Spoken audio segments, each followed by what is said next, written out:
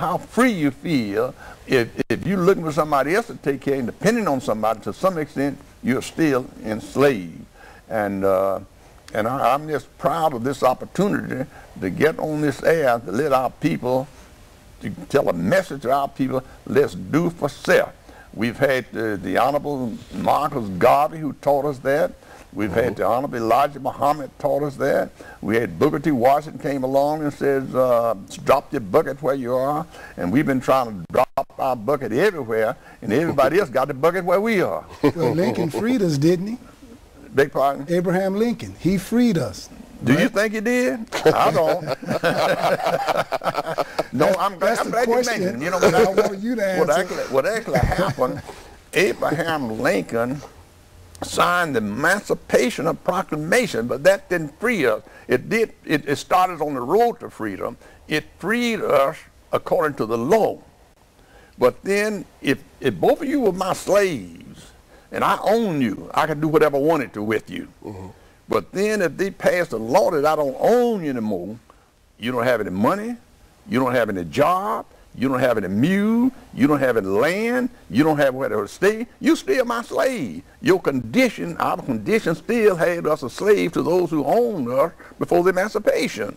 But the only freedom that you had, that you could run away and they wouldn't put the bloodhounds after you. And then when finally we fought and finally got a chance to, oh, by the way, let me mention this though.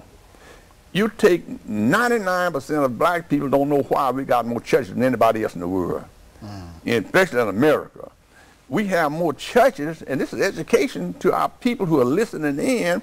We have more churches because that's the only thing the man would let us have a license for. He wouldn't let us have any license for business. But it was years after that the Emancipation Proclamation that we got permission to have business, and then when they gave us permission to have business, they told us what we could sell, and they wouldn't give us license for the sale in a community where other people had something selling. Whatever they were selling, they wouldn't let us have the license for it. So I think in terms of what Dr. King stated, we've come a long way, but we still got a long way to go. That's right. And I'm asking my people, stop looking for somebody else to take care of us. We can do it ourselves if we keep our hands in the hands of the Creator and our hands in love for one another. We can solve all of our problems. But in the whole world, to some extent, we have to work together. We are Americans. But let us stop depending on other people to give us a job, depending on other people to do this for us. Let's do for self. And in fact, I'd like to see us get in a place where we can give some white people maybe a job somewhere. Let me ask you this, Dr. Evans. You promote buying black and circulating the dollar among ourselves. And I know in the United American Progress Association, we have a campaign. I'd like you to talk about it. It's how you monitor our spending when we buying black. Well, I have a lot of faith in my people, but that's one I don't trust when they come and say they're buying black. I have them to prove to me they're buying, bring me the receipts. So every month we have our people bringing me receipts showing where they spent money with the people who live where we live. But you know, I wouldn't even say buy black if we had the Japanese, the Chinese, the Jews, and everything. We all live together. I just said spend your money with people in the neighborhood. Well, I'm saying the same thing now, but the only thing in our neighborhood is black. Right. So I said buy black. And every month at our meeting, people turn in receipts, and we got up to now around about $500,000. And I know for this year we can spend $1 million in the black neighborhood, but I don't think our people realize the importance of spending your money in the neighborhood where you live. When you spend your money in the community where you live, you help that whole community to prosper. And you spend it with people who are out the neighborhood, the money stays out the neighborhood. Yes, it doesn't have a chance to circulate. The only way you can spend money where it's going to circulate in your neighborhood, spend it with somebody who lives in your neighborhood. That's right. And then I want to leave this with our business people. Give the best in goods and service. Give it with courtesy. Don't expect people just to come just because you're black alone. But if you give service and be as competitive as you can, then every person who lives where you live should be spending the money with you. All right. Now, another thing. You've been promoting Buy Black for 50 years, right? That's right. and we have that 50th year anniversary coming up, then golden years. Coming up on October the 16th. October the 16th at Mr. G's at 1457 West on 87th Street. And this is our 50 years out here telling our people to look out for yourself. It was Marcus Garvey was pretty well the father of us black people doing for self. Then we've been followed with Honorable Elijah Muhammad, and then we had Booker T. Washington, and we've had all those, you know, in the Bible, they had one Moses. But we've had a number of Moses. Yes. Now we need some Joshuas. Joshua. Come on. See, because we're still in the Egypt of America. Yes. And my whole life is to get us to the promised land.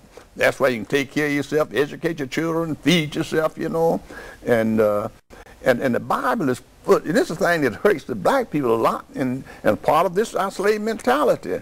The Bible is the greatest economic book in the world. Beloved above all things. I want you to prosper.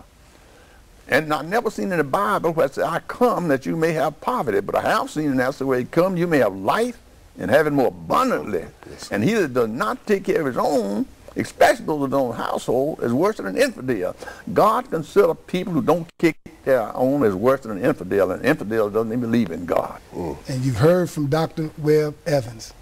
And so we have a little time left, so what I'm going to do is get some last words from Dr. Evans and Minister Omari. Last words, Dr. Evans.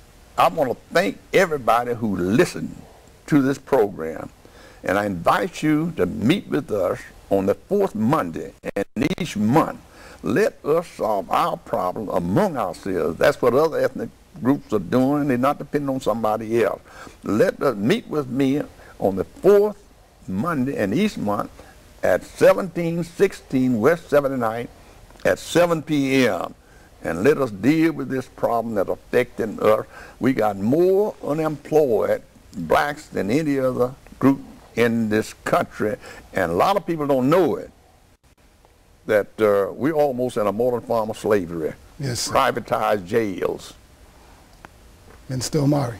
Well, I want to invite and put an offer out for those that are, as the good word would say, those who have an ear, let them hear, to come out to the Temple of Mercy Association and be under the teachings and be in a position where if you are sick and tired of being sick and tired, because, I mean, we've been under this thing called religion for years and years and years, and insanity is if you keep doing the same thing, you keep getting the same results. That's right. What we are doing in the Temple of Mercy and what we are teaching is a universal teaching. It's something that hasn't been done before.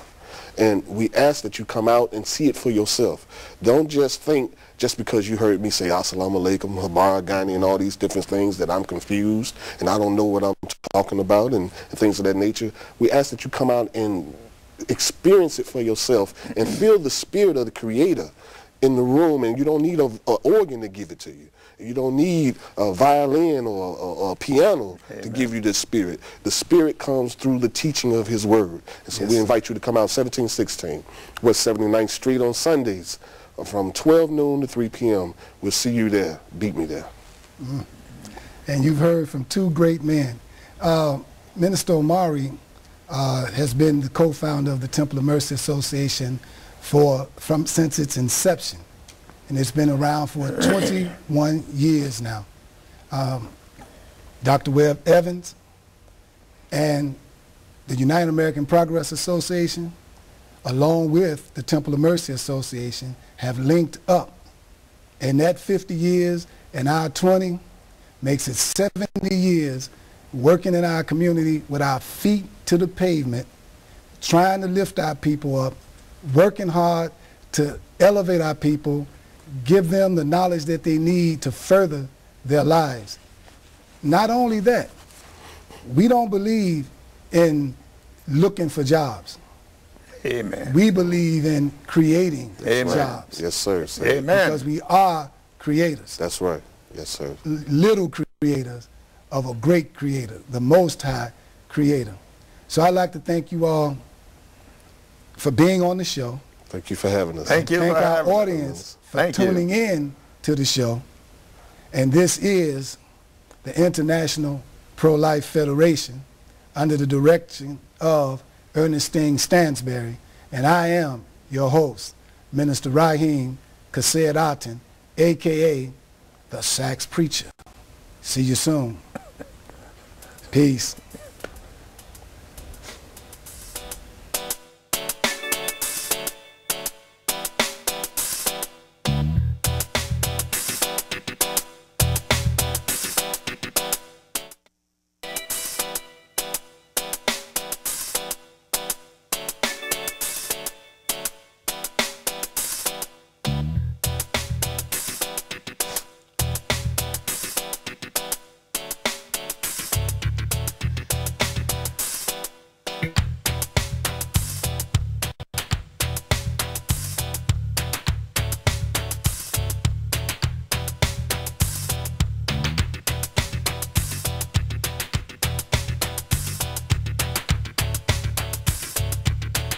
Good evening. Hi, my name is Artesha Gray, and this is Neil Martin, and we are here to pay tribute to Winnie Mandela. It is an honor and a privilege.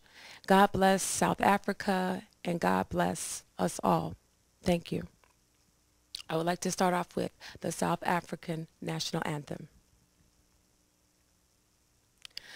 No sisikeleli Afrika Malupara Yesu pondo wayo Yiswa emetandazo yetu No sikelela hatina Lusapo wayo Murena buluka si chabasa Jesu Ufe dice dintwale maswen yeho Usibuluke hu Sibuluke si chabasa Yesu Si chabasa South Africa South Africa It's viblo van onsen Yeme Veti deep te van onse Or onse we betes Vadi kran se ard for a Sounds the call to come together and united we shall stand. Let us live and strive for freedom in South Africa, our land.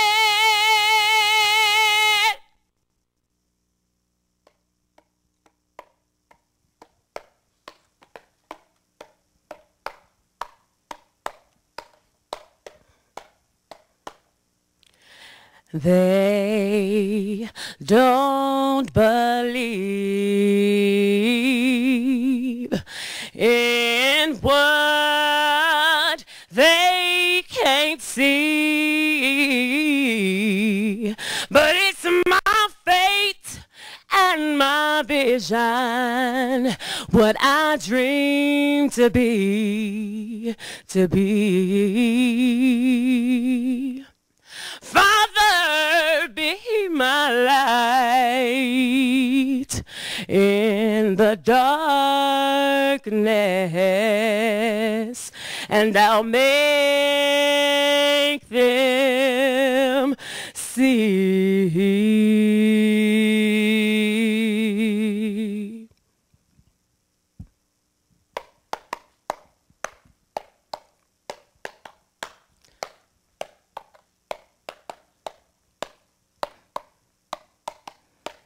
I won't wear your scarlet letter, and I won't be someone you blame. I've got the right to make it better. My savage soul's been tamed. My wounds had made me run wild.